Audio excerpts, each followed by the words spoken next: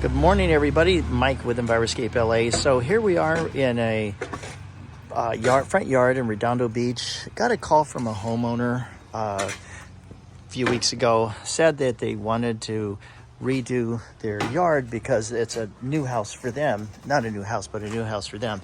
So it was a tired driveway which got replaced, and then there was no fence. It was just grass in the front yard, actually. And so what we went ahead and did was we went ahead and after the fence was put in, we decided to put in a pollinator garden, which is also a food garden and medicinal garden. So here we have, as you can see, we have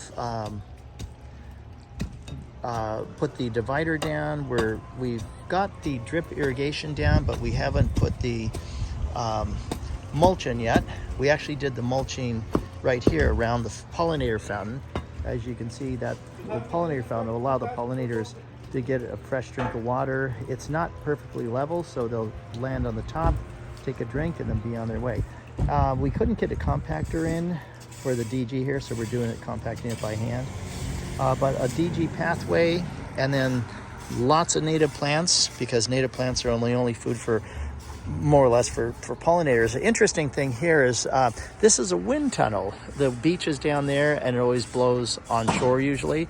So the homeowner wanted protection from the wind, and they also wanted to not hear traffic. This is Flagler Lane in Redondo. It's a main feeder street. So what was decided on was, I recommended, how about doing an avocado wall? And so we planted 8 trees here, 8 avocado trees. The roots will kind of fight it out on the bottom, and they'll never lose their leaves. So if you planted peach or apricots, they lose their leaves in the winter, so you'd be kind of naked. But in this case, they'll always have a green wall here, and we're applying the mulch on, and so you won't be able to see the drip irrigation.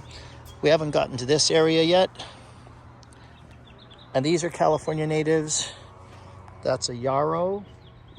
That's an armeria. Buckwheat. And that's the water company. They've got to read the meter there. So this is what it looks like from the other side. Take a quick peek. So yeah. And over here, this is the only thing that we did leave. We actually pulled them out and replanted them. These are banana trees, and they'll get shredded by the wind normally, but because they're going to get the protection from the avocados, don't have to worry about that. Now, the world's most gorgeous tree is right there. It's called the strawberry tree. Arbutus marina has this really beautiful bark. We're actually going to double stake it. Well, this is its cousin. You see why they need to buffer the sound. It's just really, really tough, and there's tons of traffic always on the street. So it's going to lessen the sound, and they won't have to see it once these trees fill in. So these are strawberry bushes. They don't get very tall, but they'll provide a lot of berries for the birds and for people. And then here's a really interesting solution. So when it rains, what used to happen is rain would come down here, come down the spout, and it would go on the grass, on the sidewalk, into the street, and into the ocean.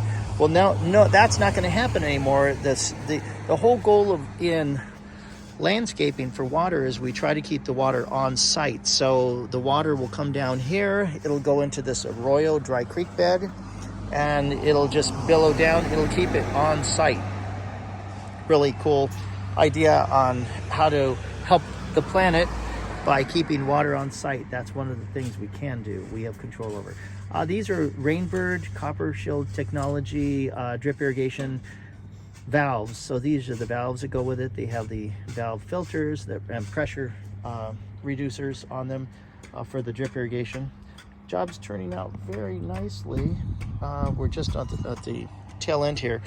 The homeowner wanted a bougainvillea to cover this big chimney, and we did do drip irrigation with California native plants.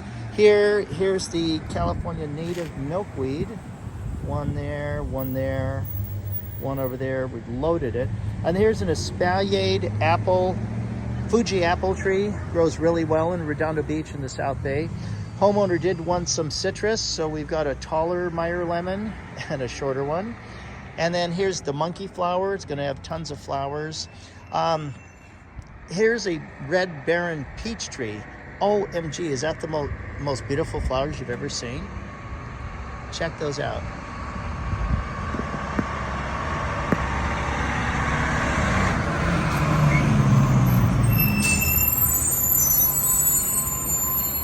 California salvia, a lime tree, a bear's lime. We left the tag on for now, so the homeowner can kind of read about it. And back here, this is the north side of the house, tiny backyard.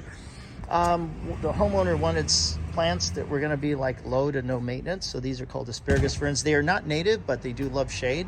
And they're not going to get any bigger. And what you see is what you get pretty much.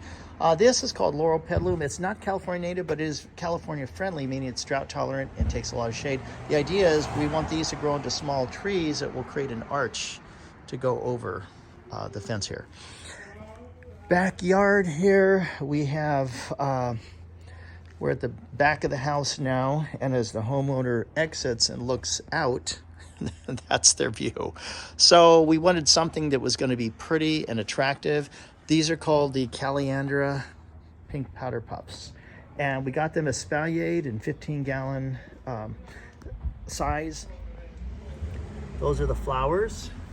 Hummingbirds go nuts over these. They take a drink of the nectar, and they actually will nest in the Caliandra bushes. And so the idea is that in a few years, you won't even be able to see that building or see much of it.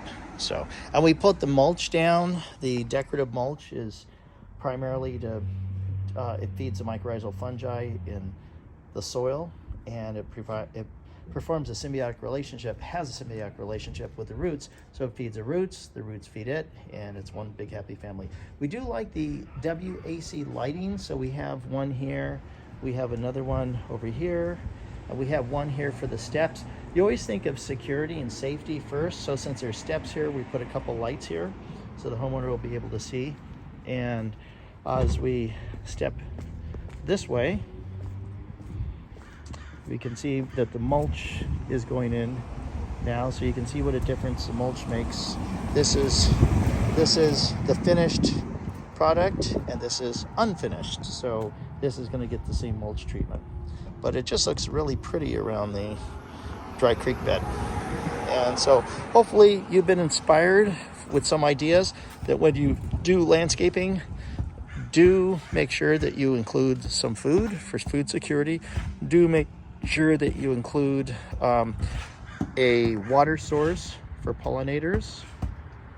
Do make sure that most of what you've got is native, because natives are really the way to go. And do make sure that you do drip irrigation. We like the Rainbird copper shell technology because it's made from recycled plastic, and you don't need chemicals to keep it clean.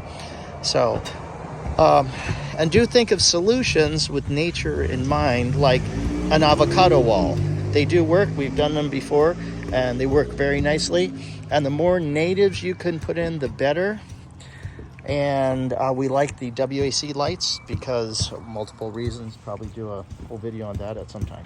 Okay, so thanks for joining. Mike with Enviroscape LA signing off. When you think sustainability, think Enviroscape LA.